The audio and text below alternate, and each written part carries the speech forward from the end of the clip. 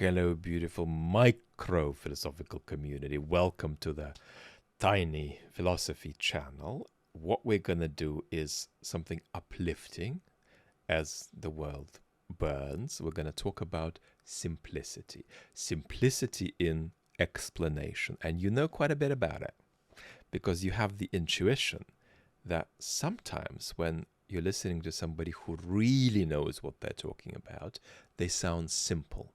Whereas somebody who knows quite a lot about that subject, but not enough, sounds complex. So there are three stages we're talking about. First of all, being simple in a simple way, because you don't know what you're talking about. Second, being complex, because you know quite a lot about what you're talking about, but not enough. And third, being simple again, because you know so well what you're talking about that you can be simple. That's what the great musician Alfred Brendel calls simplicity that's moved through complexity and come back on the other side, come back out on the other side. Now, one thing to say straight away about simplicity of the simple kind in our culture is that we have a special pathology about it. And that's not the problem that's not a problem, but is actually a version of okay, that a lot of us are stuck in that simplicity zone across whatever we talk about. It's rather that in our culture we have lost faith that there is such a thing as transcending that zone. So we've lost faith not in our ability to transcend it, but in anybody's ability to transcend it. And that's exacerbated by social media, and it is a problem that does a lot of damage to our political and not just our cultural life. Then you move to the middle, that complexity that's gone beyond the simple simplicity but not reached the complex simplicity. And that middle space is where most cultural discourse of a sophisticated kind takes place. That's what you're going to get if you read an article in a prestigious newspaper, typically. That's what you're going to get if you listen to a quality podcast. Then there is simplicity that's gone through complexity and come back on the other side, come back out on the other side. And about this, we need to do a warning. Because actually there are a lot of people in our culture who are in that middle space, but have the knack of dressing up what they say in rhetorical clothes that make it sound as though they have transcended into that third space from the second one, when they haven't. They just sound like it. And so for every person who sounds like it,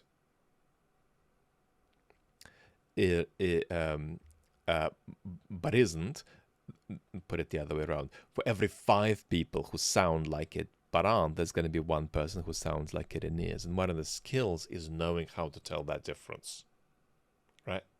So, well, for goodness sake, let's take an example. Well, let's take a hypothetical example. Imagine somebody is giving you 5-minute updates about Russian politics with resplendent clarity and simplicity. What you need to ask is, are they legitimately in that third space, or are they actually in the middle space, but they are a marvelous communicator that allows them to come off as though they're in the third space, whereas they're still in the second. They're just there with a bit of resplendent rhetorical electricity or clarity. Now, what I'm going to do is give you an example of something from the second space, and I'm going to give you an example of something from the third space, and I'm just going to act out. And then we're going to land with a little tip about how you can get closer to being able to be in that simplicity through complexity space in a part of your life if you have the possibility for that. Now, let me just say something important about a subjective experience that you might have when you hear that progression from the middle space to the third space. It can feel like a certain filter has been removed. It can feel like you're moving from exploring a living room while having a deep sea diving suit on to actually just taking it off and being able to, pick up the books and the coffee mugs in your hands. It's the difference between dancing around a subject and actually touching it, actually being able to manipulate it in the sense of holding it in your arms and, interacting with it. So it's about a kind of veil, a kind of filter being removed. So let's do an example. I'm going to pick an imaginary literature academic called Ricky, for whom the subject I'll speak about is adjacent but not the central aspect of their expertise. So they're going to very much be in that middle space. It's going to sound like they know quite a lot about it, but they can't fully grasp it. And then I'll speak about it as me, because it's one of the few things I know quite a lot about, hoping to write about it in the future. I did PhD work on it about 20 years ago, and that's the concept of political freedom. So I'm going to give you a speech as an imaginary literature academic called Ricky about political freedom. Then I'm going to give you a speech as Vlad about political freedom. And then I'm going to ask you if you can feel a difference. So Ricky, congratulations on your latest book on Virginia Woolf. Now tell me what political freedom is. Well, political freedom is a remarkable concept because it's something humans have cared about intensely forever, from the beginning of recorded history and even before. It's been right at the heart of all forms of human political organization. I don't know what non-human political organization would be, so strike that. Now, but there's a caveat, and that's that it's an essentially contested concept. We have cared about it forever, but we have also disagreed about it and conflicted about it and even fought wars about it. So that's what's so remarkable about this concept. It's universal. It's found in every human society. It's important to us, as important as any other political concept. But we have fought and quarreled and argued about it forever, and we aren't going to stop. Which raises an important question. Who's right? Are some of the conceptions of freedom we have in the modern world better than the ones that humans before the modern world had? And who is right when we conflict about this in our own cultures? Right? We fight elections about this.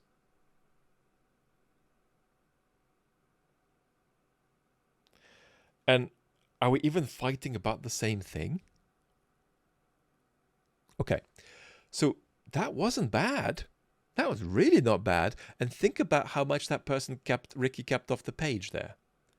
It's clear from what Ricky said that Ricky's probably going to be able to identify what concept of freedom would go together with Plato, what concept of freedom you could associate with the French or the Russian Revolution, what concept of freedom you could associate with the Peterhouse College, Cambridge in the 1970s, which was a bastion of Thatcherite thought.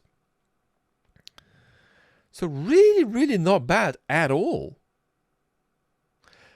But it still didn't fully feel that the subject was touched. The last question was really good.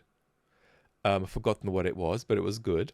The last question was, are we even arguing about the same thing? Oh, that's a good question. It's, what holds it together if it's differently expressed in different cultural circles? Brilliant, very good. But it's still not quite feeling like it's touched. You still feel like you're wearing that deep-sea diving suit while browsing a bookshelf. All right, let's try Vlad. Imagine if it's worse. I mean, the video will be self-refuting. So, all right, what's political freedom? Imagine that you're a primitive human sitting in a cave with 10 other primitive humans.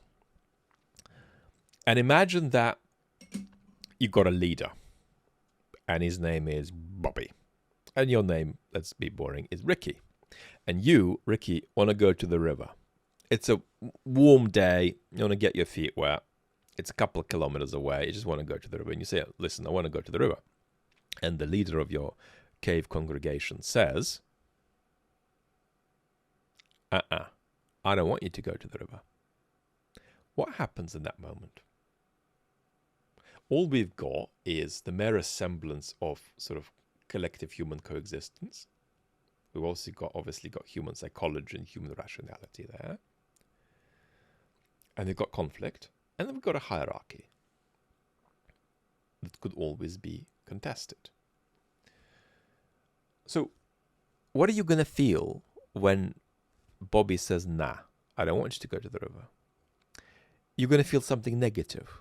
You could feel frustration. You could feel the urge to moan and complain. You could want to take Bobby out. You could just feel that Bobby's a moron. Or you could feel that maybe Bobby's got a point. And that you want to go to the river, but maybe he's actually coming up with a good reason why you shouldn't, or why you shouldn't do it now.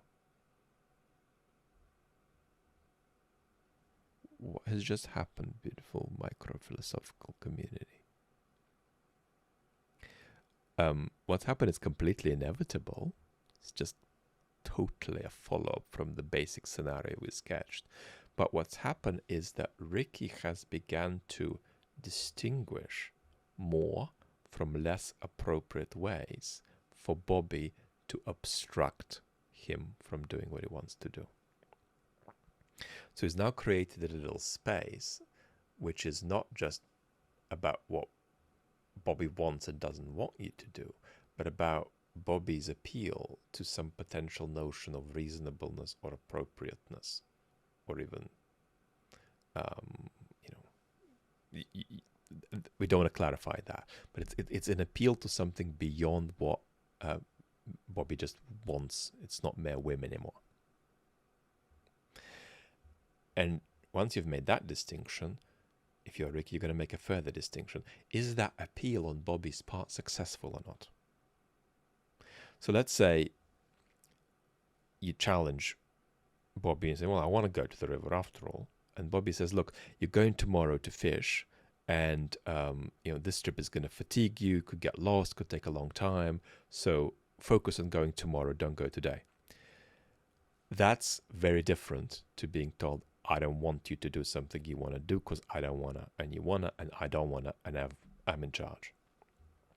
Now there is an appeal to some idea of appropriateness or reasonableness.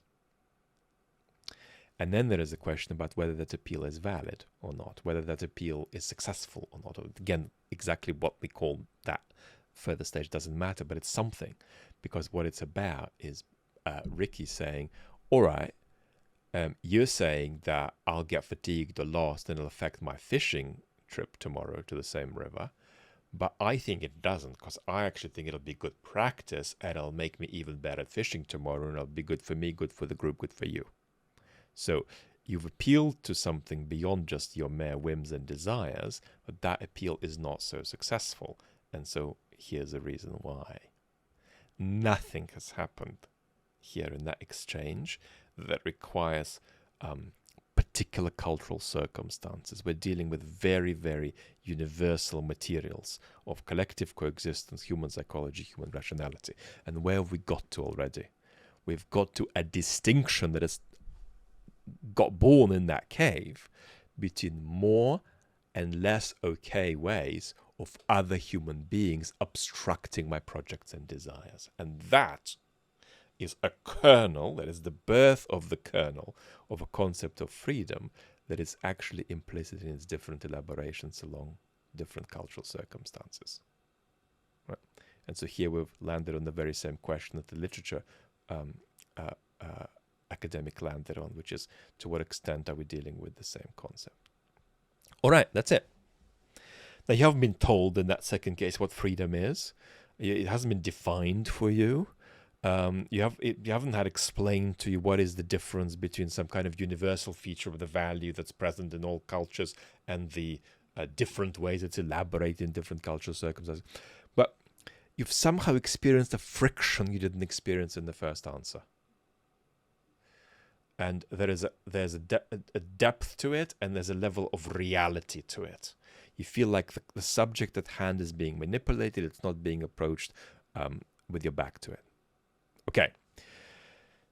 But it's up to you to legislate on the two examples. Tell me how you experience them, and did you experience a difference? And it's very important that it's not about whether you agree with the way freedom was being elaborated in that second example. That's not what it's about.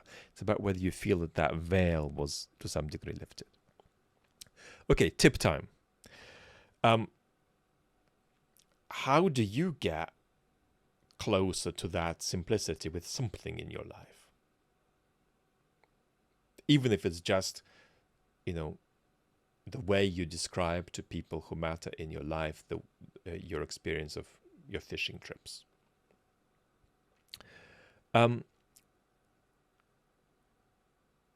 What's very, very important here, and it's surprising, is love.